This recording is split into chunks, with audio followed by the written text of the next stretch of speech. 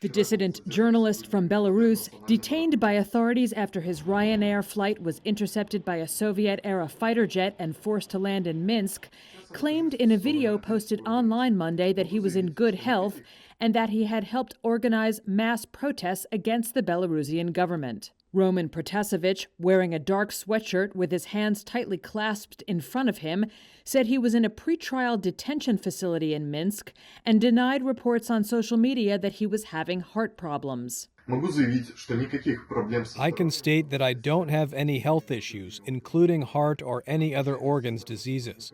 Police officers treat me properly and according to the law.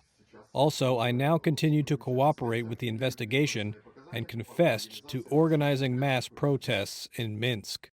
But his allies are not buying it, including a leader of the Belarusian opposition who wrote on Twitter, quote, "This is how Roman looks under physical and moral pressure. I demand the immediate release of Roman and all political prisoners."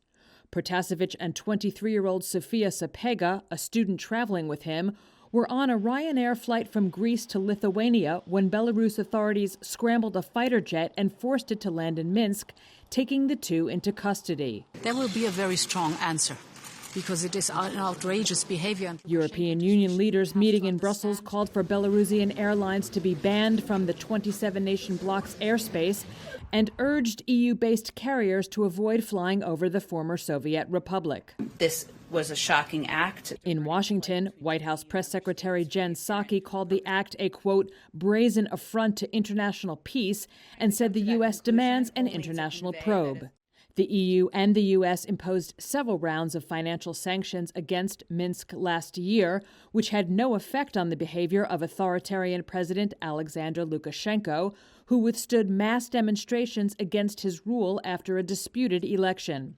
Lukashenko denies election fraud. Since the disputed vote, authorities rounded up thousands of his opponents, with all major opposition figures now in jail or exile.